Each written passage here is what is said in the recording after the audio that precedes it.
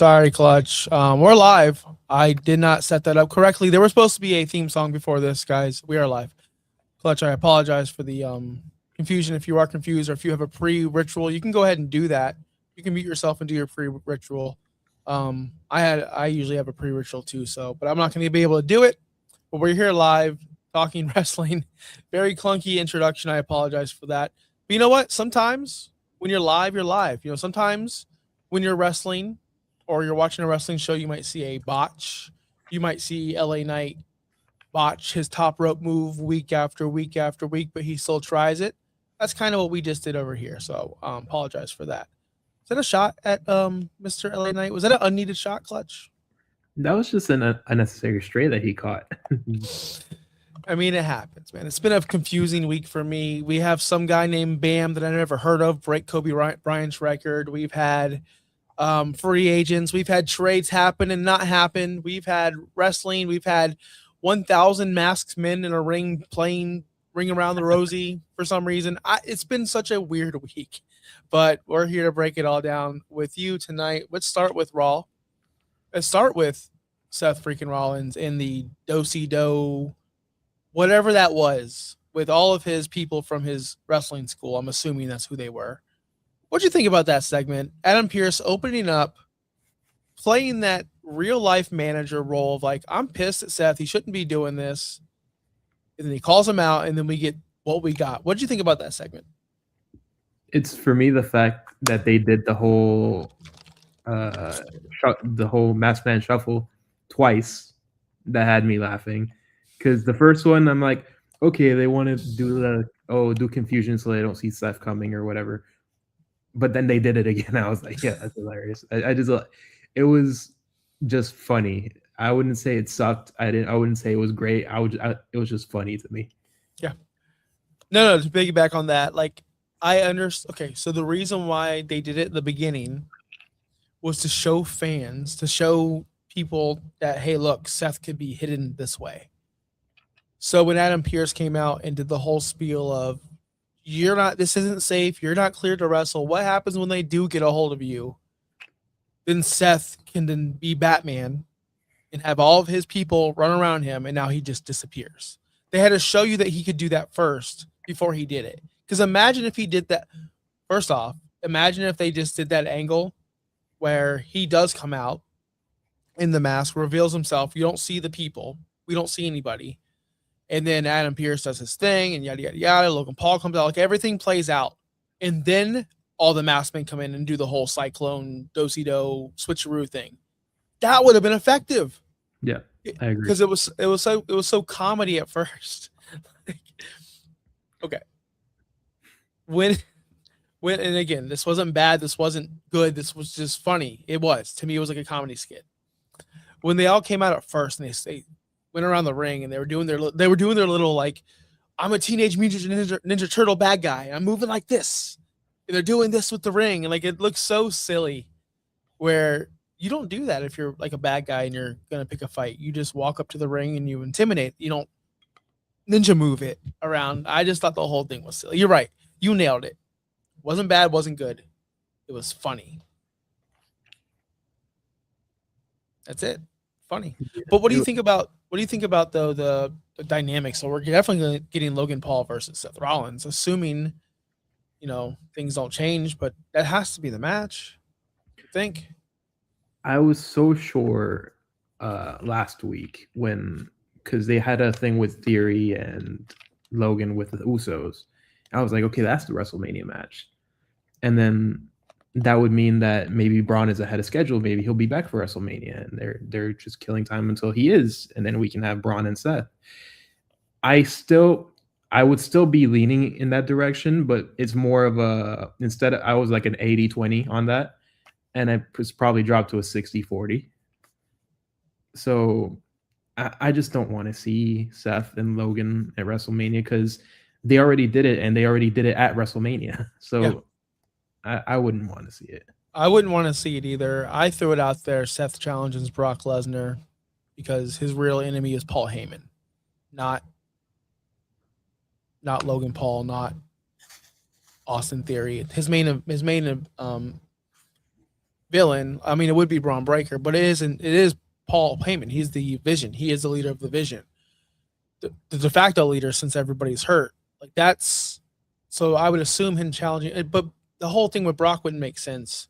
So, but like, what else do we do with Seth? They have to have a plan. I think there is a plan in place, and I hope it's not a 6-man tag somehow with the Usos and Seth Rollins versus the Vision and Brock Lesnar or something. I wouldn't know how they would piece that together. But a 6-man tag at WrestleMania would be awful. Yeah. But we'll get to the main event of Raw and how the Usos acted. They aren't acting very babyfacey, and Seth Rollins is a babyface, whether you guys like it or not. He is. So I don't think the direction is to move the. I think the direction of they're moving the Usos heel, and we saw that tonight. Let's get into it because that's the biggest story. That's the biggest thing that happened on the show. It's the best thing that happened on the show.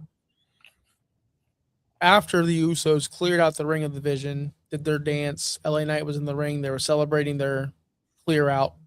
They're leaving, and I think either Kathy Kelly or Jackie Redmond, one of the two, stopped them and was like, "Hey, CM Punk, like whatever. Oh, we don't care about no this is yelling. All right. And then what about CM Punk saying this about your family?" That's what she said about your family. That's when he says, "We don't care about no CM Punk, blah, blah, blah." And then that's when Jimmy said, "Oh, no, maybe we should. Maybe we do." And then they turned around and went back. So we knew something was going to go down. CM Punk, main event, cuts a promo. Kind of a nothing promo, honestly. I'm here. I'm doing, I don't have to imagine, whatever he was saying. Usos come out and the magic happens, Clutch. Like, this is when the magic happens. So when they came out, what were your thoughts? Like, did you think it was going to be a beatdown? Did you think it was just going to be a confrontation? Or what were your thoughts when the Usos came out? I thought it was going to be a confrontation, and it kind of ended up being that in the sense. Then you had, which I really enjoy, when Jey Uso doesn't do the whole yeet thing and get serious and mad and not really this cartoonish character that we've been seeing recently. He's great. And also, Jimmy played that role perfectly of being the calm one to be matter of fact and go with Punk, and he played that role really, really well. That by far was the best thing that happened in the night. I think I'm not leaning towards, like you said, where I think the Usos are going heel. For me, it's more so the Usos just went logically and said, "Yeah, you insulted our uncle." And Samoans are all about that family, as you know. So they're gonna, I guess, take offense to that because they're like, "Yeah, we're cool, we're friends, but say sorry." And that's what the whole thing was based about. And the biggest part that I enjoyed out of the whole thing was how CM Punk reacted to that.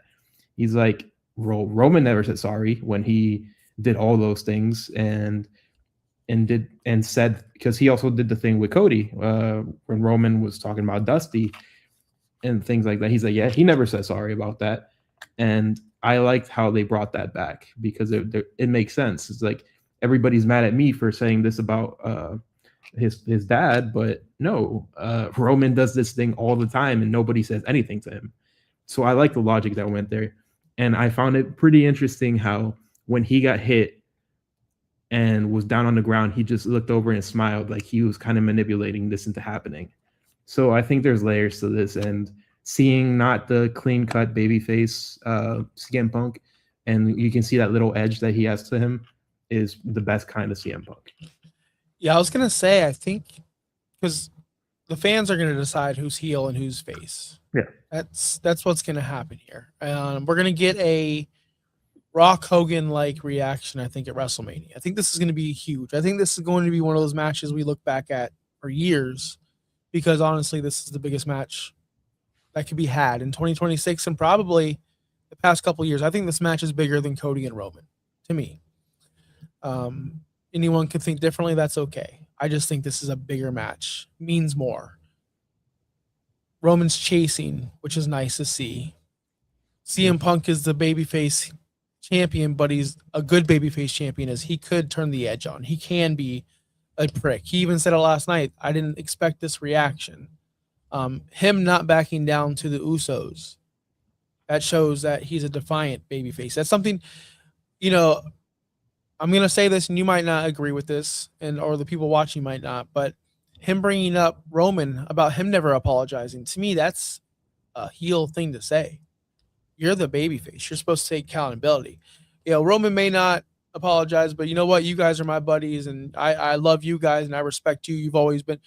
I apologize to you. That's what a babyface would say.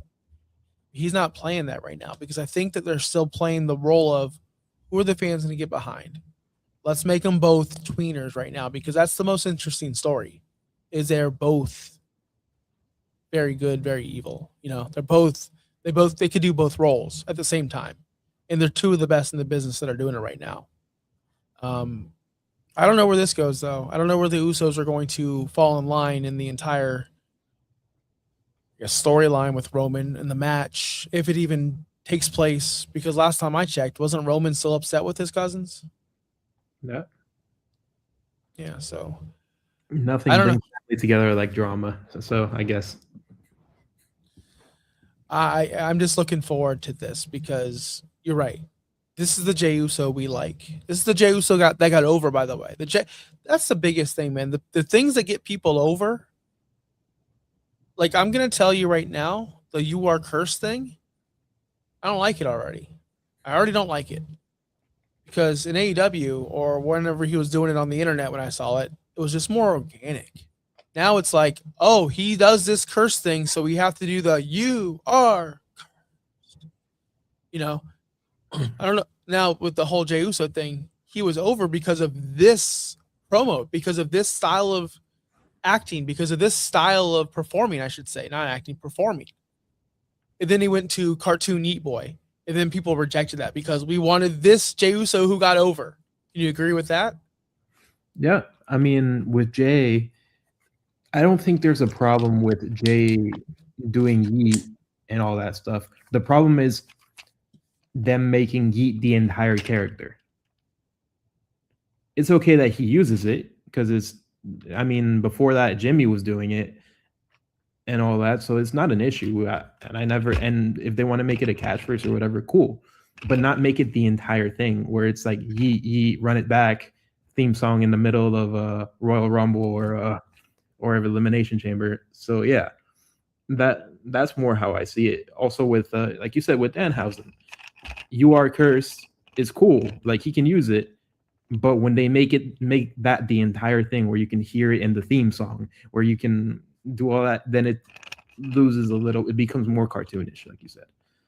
Yes, I agree, man. And we'll get into Danhausen a little bit about how we feel about that. But I just want to stick with the CM Punk Roman match. One more quick minute here. Now that we have Randy and Cody on the other side, which is the more interesting match to you? Because you got to think about your childhood. I mean, I guess Roman and CM Punk are your childhood too, but you got to think about who has more history, who has more story, who has more. What would you be more excited for in a vacuum if these matches were just announced on paper, and you had WrestleMania, Cody Rhodes versus Randy Orton, and CM Punk versus Roman Reigns? Like, which one would you choose if you could only pick one? That's what I was trying to get to.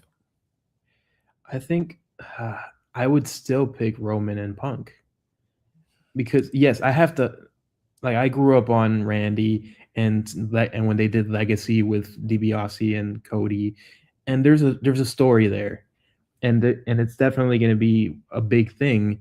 But there's something about two wrestlers like Punk and Roman that just have this energy about them, this, to use the word, aura, where Roman is that untouchable guy and Punk he's a living legend to some people in wrestling. So I still look at that, like, and you said, I think the perfect comparison, like that kind of thing, like Rock and Hogan, because you have Hogan, who at that point was old as hell and not at his prime anymore, but he still had that aura about him. He was still Hollywood, doing all those things. And then you had Rock, obviously Rock. So I'm still into that because there is still story there because of the whole Punk brought the Shield in, and they go, and Punk did not want Roman Reigns in the beginning, apparently, like when they did the Shield. So there is story there, and it doesn't take anything away from Randy and Cody. I just think recently there's been a little bit more Cody fatigue. So maybe having him main event the second night of WrestleMania for I think the third year in a row, maybe not the best way to go about it. But it doesn't take away that night one main event, Randy and Cody could blow the roof off the house. Here's what I'll say. I agree with you. The bigger match is Roman, and that's what I said. I already said this. I said the biggest match in the company is CM Punk and Roman. But it doesn't mean it's the best. It doesn't mean it's the best story. It's just the biggest match. I think if there was no build-up, like we've had build-up with Roman and Punk for a little bit now. We're just now getting the Cody and CM, like the Cody and Randy Orton that's official now. So that's still new. Also, on top of that, I think if you switch shows, I know you may not believe me or you viewers not believe in me, but I think Raw does a better job at presentation, at making stars look like stars. And if the Roman Punk promo or program was on SmackDown, I think we might have a different feeling because Randy Orton is a living legend, just like CM Punk. He might not cut the promo like CM Punk. He might not be as popular. Well, I think he might be as popular as CM Punk. Then you have Cody, who Cody is the face of the company. And if I feel like, if they're on Monday Night Raw and they're on Netflix and they were given that priority, I think it would be the bigger match. I just think it's placement. I might be way off on that, but when I tune in, the small times I do tune into SmackDown, it feels like I'm watching second-rate television. It just does. It just doesn't feel like a Netflix production. It doesn't feel like Raw. It just feels like, oh, that's another wrestling show on SmackDown on Friday night. That's at least the way I got it. I watched the full Drew McIntyre Cody match. I watched it DVR. It was a decent match. It wasn't great, but the match didn't feel special. Nothing about that presentation felt special to me. After Cody won the match, there wasn't like it just wasn't like a Netflix show. Like, am I off on this? No, I kind of get it when they didn't make it feel like, okay, there's a WWE Championship match on the show. That kind of feeling where you saw how Netflix did it in the first few episodes where it was Punk and Rollins, and they made it feel like it's the biggest thing ever. And then you have a WWE Championship match to decide who's going to face Randy at WrestleMania for the title, and then it kind of feels like, okay, like it's not. They didn't make it that big. The production, like you said, the production's not quite the same, and the build up. So yeah, I think SmackDown has quite a bit to go. They took a first good step by dropping Road Dogg, but he quit. Yeah, but I think the story was like that he was gonna get moved off of his position, and he didn't want to do that, so then he quit. Yeah, that's the story I read too. Which, good for him. Good for him. I know Road Dogg has bad ideas, according to the TV show we watched on Real, and of course his product SmackDown. But good for him for sticking up for himself. Because you know what, the other writers suck too. Like Bruce Pritchard, he should be let go too. Like you've said this many times. So yeah. It's not just him. It's a whole army of just bad writers and bad creation. Like, I want to know whose idea was it to debut Danhausen like that. I just want to know. I can't wait till we watch Unreal and we figure out who's the idiot that thought this was a good idea. Now, hiring Danhausen was not a bad idea. The debut, the presentation, like the whole thing, the build up was to me a bad idea. But Danhausen has been very entertaining on these shows. Like, yep. I knew he would be. I like the fact that he goes out there and throws a stack of 20 t-shirts to one person and spread them out. Like, that was so funny to me. Like I don't know if that was the idea, if it just happened and he just improvised, like spread them out. Like that was hilarious to me. The whole curse thing, it's not the same as it was when I saw it on the internet or on AEW television. The whole "you are cursed," like I don't like that. How he does that. It used to be he just points at you, like, and he doesn't have to say it. But I don't think WWE fans are smart enough to probably pick that up, or they like to spoon feed us. I don't know. But I'm liking what he's doing, man. I think that this is going to be fun, a fun ride for Danhausen. What about you? I like what he's doing as well. I agree. I don't know who made the decision to debut him the way he was debuted, where it ended up being booed out of the building, kind of. And then it didn't take long for him to be doing his backstage segments where he should have debuted in the first place. And then he shows up and you hear the crowd pop because now they're into it. Mm-hmm. So it was just somebody really had them start off, like had Danhausen start off on the wrong foot. And luckily he's this entertaining character who can survive something like that and won the crowd over. I liked how the first introduction with Dom was great, where you're like, okay, he cursed him, he lost his title, haha. And then I don't think did you see the segment on SmackDown with him? No. It was yeah. He gave his list of demands to Nick Aldis. Oh, this yeah. I saw this. Okay, and, I know it was with the Miz. So, and then he's like, "Yeah, you're gonna be my mentor. If not, you saw what happened to Dom," and that was pretty funny. And then you got to Raw with El Grande Americano, and then he ended up being replaced in the match. So apparently, this is not like, from what I remember, people talking about in AEW where his curses weren't actually like valid, or some of them. Here it seems like, yeah, if you're cursed, you're kind of screwed. Yeah. And I kind of like this aspect of it. I love it. Like, I love the fact that he's going around cursing people and he's interacting. And I love the fact that the crowd is popping. And they're when he came out and threw out those T-shirts, that was like a throwaway segment or whatever, fans popped and they were into it. And it's just, Michael Cole was, look at this guy, he's throwing, like, that guy just got 20 T-shirts. Like, that was hilarious. Like, that was probably my favorite part about Danhausen so far. Just that one throw. Like, imagine being that dude or person or whoever caught those T-shirts. What do you do? Like, yeah, you're probably getting pummeled by like 30 other people. Sure, that's hilarious. You ever caught a T-shirt at a show or anything? No, I haven't. I have not, but my friend next to me did, and it was a shirt I wanted. It was at the All-Star game. The Tampa Bay Lightning hosted the All-Star game for the NHL, and my buddy caught a T-shirt, and he's fucking tall as shit, so he just like mossed it, and it turned out to be the shirt I liked. And I always wondered, because I never caught a shirt, like, what size are they? Are they all large? Are they all medium? I think because I also did have a friend who caught one. It was at a Miami Heat game, and they were extra large, all of them. So they kind of, yeah, because some people are bigger, some people are smaller, but if you can, I guess you can make an extra large work. I wonder if you can go into the store and go, hey, I caught this, like, but it's not my size. Can we just interchange? I wonder if that's had to have happened before. Somebody's had to like do that. I'm not complaining, but that thing and see. I don't know if they give it to you or not. Probably not. They're like, yeah, this is free. Just take it. Yeah, like, what are you complaining for? You got a free shirt. Back in the day when I was not child, but younger person with no bills, I used to like make fun of people that get T-shirts. Like, why are we getting excited about a T-shirt? Now that I'm an adult and I have a million bills and I can't afford nice T-shirts anymore, I will go crazy for a nice T-shirt.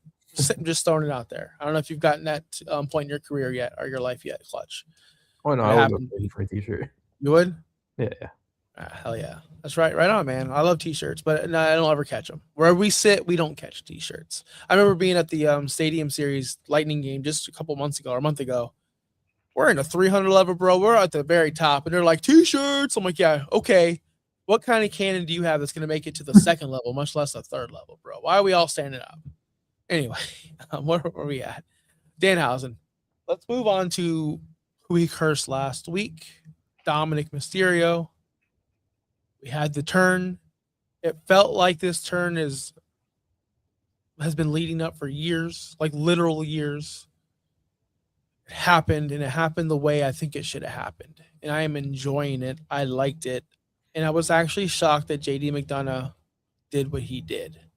I could not believe it. Now I know why he came out with Finn Balor, because I thought that was odd.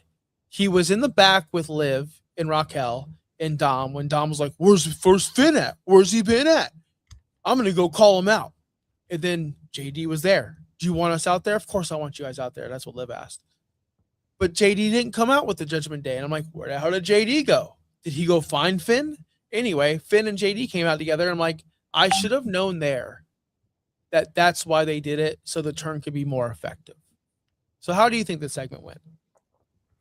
I think it went exactly how it should have. I'm glad that JD turned on Finn as well, because Finn as a babyface, which is where he's going, needs to be by himself, because he does his best work as by himself. If you've seen NXT with him back in the day, by himself, he got over immensely, and he knows how to carry himself. I don't think he needs JD, and I think it would be a waste for JD to be a face with Finn. So it happened exactly how I think it should have happened. I'm going to throw something spicy at you, and let's see if you agree. We need to move this guy to SmackDown. They don't have many baby faces there. And once Randy Orton, I think he's going to win the title. No, let's not do that, because I don't think he's going to beat Randy Orton right away. But I think Finn Balor will fit in over on SmackDown. I think they need baby faces. I think there's talent over there he could work with. I think he's done everything he could do on Raw, but he's a baby face now, so there's more opportunities or opponents for him on Raw that he didn't have before. But I think new face, new place. I think that's going to be good for Mr. Finn Balor after WrestleMania. What do you think about that shift if that ever does happen? No, I think it makes sense, and also, but yeah, once this concludes, because obviously there's going to be the blow off match, and as soon as like that storyline is over and the Judgment Day move on, and then Finn can move on, it wouldn't make sense for them to still be on the same show, and he'd be better off with a fresh start where he can maybe debut as either upper mid card or into the main event, where at least he's challenging and doing stuff like that. I think it'd be cool. Yeah, I want to see a title run. Like, I know everyone wants to see a title run, but I do want to see him actually win a title again. He deserves it. He's awesome. He's such a good worker. I don't think Judgment Day moving to SmackDown will be a good idea, though. I just want to put that out there. If they move Dom and Liv, probably the two best characters, the two most fun characters I like to watch on SmackDown, I'm going to be highly upset because I still won't watch SmackDown. But I'm going to miss out on Dom and Liv. Like, those are people that when you're fast forwarding through the rubbish, the junk you don't want to see, you see them come out, like, you stop always, because they're always entertaining. Now this call out, Dom was super serious. It already looks like he was going to turn on Finn. It already looks like he was going to just beat up Finn. It already looks like he wanted to start a problem. Then Finn apologizes. Dom smacks him after some words were said. Does the Pele kick. I love that. I love this whole turn. Went and did the sling blade, did the drop kick in the corner, or was about to do the drop kick in the corner, and that's when JD McDonough clotheslined his ass. They put the boots to him. Even Liv got on top of him, lucky dude, was getting punched. Even Raquel was putting some forearms into his face. Poor old Finn Balor got his ass beat. And that's the way baby faces are turned. Yep. You ever realize that? Like, that's the baby face turn. You get your ass beat. Yeah. You gather the sympathy, the extra little bit of sympathy to fully turn it over. Yeah. It was good. I like it. More to come on that one. I don't know if there's last thing before we get out of here. I wanted to ask you about the women's elimination gauntlet. Whatever it was called, the gauntlet match. I fast forward this entire thing, except for the finishes. Ivy Nile pinned Io Sky. I didn't see any of this except for the pin. Can you explain to me why Ivy Nile's pinning Io Sky? What happened? It's because she got laid out by I'm blanking on who, but she got laid out before to the point where she was pretty much unconscious. And then that's when just Ivy Now came in and took the pin, and that's it.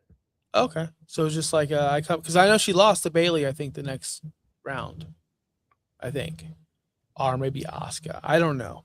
It was to me a very long match. I fast forward through the most of it because why are we doing this? AJ Lee is not going to lose her title to Bayley or anyone else in that that gauntlet match. It's going to be a Becky Lynch match at WrestleMania. I'm assuming, right? Or is that off the table? No, it has to be a Becky Lynch match. I It think, has to be.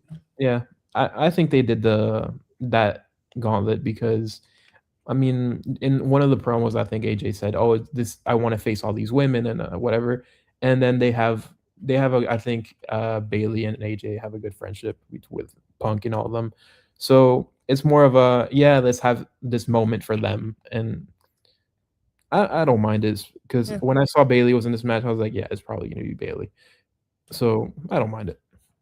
Yeah, yeah, I don't mind it either. And one last thing, because we are going to log off after this, I have a question for you.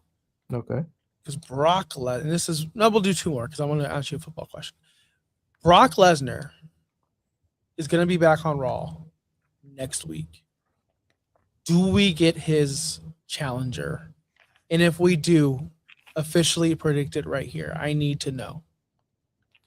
I don't think we're gonna get his challenger because he's still scheduled for plenty more Raws. So I don't think so. I would hope so, and as of right now, still I'm leaning LA Knight, and when I don't know, I'll still be on this Obafemi train for a long time until it's officially not happening, because I just think that should be the match, but it's neither here nor there at this point. So yeah, I think it's gonna be LA Knight. Yeah, that's what I predicted from the start, and I'm sticking with it. I think it's going to be LA Knight. He has nothing else going on. Nothing else going on in the world of professional wrestling. He's just a guy now. A babyface. He's mega over. He's a mega star, but like he came out on Raw and I didn't care. Because he's not doing anything. So, and I'll leave you with this football question. So, all you wrestling fans, you can get out of here if you want. But this is Miami Dolphins talk because I'm just curious. Did we talk about Malik Willis yet? We have not. Are you excited? Seriously, because last time we spoke, you said Quinn Ewers is the quarterback you wanted. And I think I threw out Malik Willis. Can't remember if I did or not. I'm excited for Malik Willis. I think Malik Willis is a good quarterback. I thought he should have been drafted in the first round pick that year. I think people talk about Shadir Sanders and his slide. No. Malik Willis had a worse slide. I know he was drafted before Shadir Sanders, technically in the draft order, but Malik Willis was literally, in my opinion, a top 10 pick. I don't think Shadir ever was. I'm super excited. I'm mega excited for the Miami Dolphins' future at quarterback right now, at least to give him a shot. I am. Yeah. So for Malik Willis, I didn't want him before because of the reports that came out that it was going to be 30, 40 million per season. And I was like, okay, at that price, we are already dealing with Tua's cap hit and everything. So no, because I don't mind. I would have loved him on a regular deal, which he ended up getting was I think it's like 20 something million a year. Like 27, 26 million a year. might be lower than that actually. Okay. But yeah, on a really friendly deal where he's there for 3 years. The last year doesn't count into the cap where he doesn't have to. So you can see what you got with 2 years. He was he was ranked as the top free agent in the class coming in. And it makes the season more entertaining. I said Quinn Ewers because I was like, you know what? Let's just embrace the tank. He's not going to be that great, whatever. But now you got Malik Willis, and you're like, huh, this could be interesting. We can start like building a little bit. Maybe just I'm glad that the Dolphins they saw the Tua situation and didn't just sit back and say, yeah, we're not going to spend any money at quarterback. Let's just go with what we got and deal with it. No, they went out there and their first signing in free agency was a quarterback. And it shows that, and he, what's his name? The GM, John Eric Sullivan, he said that during a press conference, he said, we're going to keep taking shots at quarterback until we find one. And they took the biggest shot they could have done at the moment. Mm-hmm. And I'm excited for it. It's the first time in a while that we see Miami a quarterback that is capable of doing a QB sneak or can scramble, and then you mix his like legs and arm with Devon A Chain in the backfield, and I think that makes for exciting football. I don't know if it's going to lead to wins right away, especially, but it should be very fun, and I want to see if he can grow into this quarterback of the future that we hope for. Yes. Well, honestly, well said. I want to add one last thing to that. I think beyond the physical traits, beyond his legs and how he can move, he's an intelligent person. He's an intelligent quarterback. He makes right decisions. He makes good decisions. Tua, I think, is not smart. Like I've come to realize, and this is not a shot at I'm dumb too, but I think Tua is just a dumb person, and I think he makes dumb decisions, and a lot of that is coming back to play football after he probably shouldn't have, and a lot of that is on the field, thinking that his arm is stronger than it is. How many times did we see him throw it straight to a linebacker or DB in a space where he couldn't fit it in there because he's not Brett Favre, but he thought he was? It happened all the time. Tua thought he was better than what he was. And I just didn't think he was a smart person. So, with that being said, I'm super happy to have Malik Willis in here. I'm super happy that Jalen Waddle is going to hopefully break out again. Hopefully he has a good season. And I hope Achane never leaves us. And I'm glad that Mike Evans left Tampa. So, screw you, El Ginger Americano. I know you're not here, but I know you're watching. And I'm glad that no, I'm not. I'm upset that Mike Evans left him with the 49ers, but it is what it is. It's your NFL talk. Did you have any more NFL news you wanted to talk about before we left? Because I like this. This is fun too. For NFL, I'm not really. I mean, I'm just excited to see now what they're gonna go into the draft, because they're probably gonna need a DB or something. So to get this thing going and how the defense shapes up, I think the offense is starting to shape up, and I want the two positions I'm most looking forward to is tight end, filling in that spot a little bit, and then the DBs.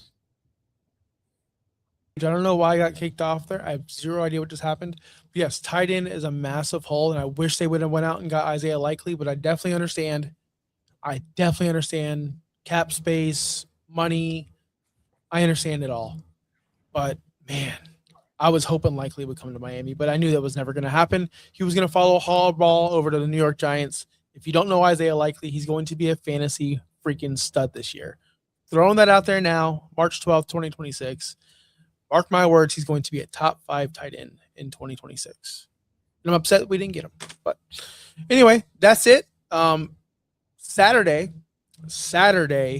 Bobby and I are covering WrestleMania 3.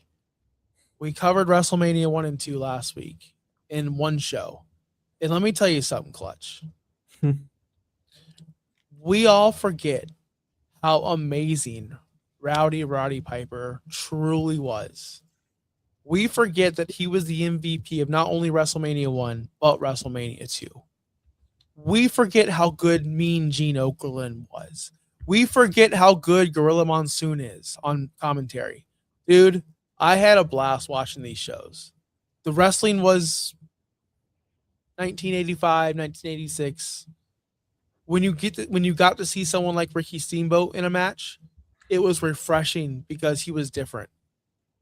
When you got to see Andre twice, because he wrestled in WrestleMania 1 and 2, it's refreshing because it's different. In today's age, I feel like everyone's the same. When I went back and watched that, everyone had a different look, and everybody was different. When Jake the Snake Roberts came out in WrestleMania 2, he looked differently than everybody else. Like, it was just, I don't know if you have time or if you have interest, but I highly recommend, if you have time, to go back and watch those if you can. I haven't watched WrestleMania 3 yet, but I'm going to sometime this weekend. Well, that's what we're covering on No Holds Barred Saturday. So I know that was a lot. Clutch, where can we find you? Did you watch the Bam Margera person score 83 points? I don't know this person. Sorry. I don't watch the basketball games. I'm sorry. But did you watch this game? I did. I remember, because the game would start for me at 12:30 at night. So I was like, okay, because I had something to do in the morning, but I said, okay, I'll watch the first quarter and then I'll go to sleep. And then first quarter goes by and he has 31 points already. I'm like, oh, you know what? Halftime. And then we get to halftime, he has 40-something points. And I'm like, okay, screw it. I stayed up until my time around 4 a.m. And who would have known he scored 83 points and beat Kobe Bryant's standing. Wild. You The know most what? random person you could have thought of. Yeah, I love records. I love them being broken. I'm not mad that they kind of cheated to do this or whatever you want to call it. I'm not cheated. Cheat is the wrong word, but they played. Look, if I wanted to get 25 rebounds in a basketball game, I could probably just do that a million times. And they count it. All I'm saying is people are mad about it. Get over yourselves. It's sports. It's not that serious, bro. It was fun. All right. It's fun watching records being broken. So I'll leave it at that. I hope everybody has a great night. Clutch, thank you so much for joining me. El Ginger Americano, you were a coward for not showing up, but I'll talk to you offline. Until then, peace out, guys. My mouse doesn't work anymore. Damn.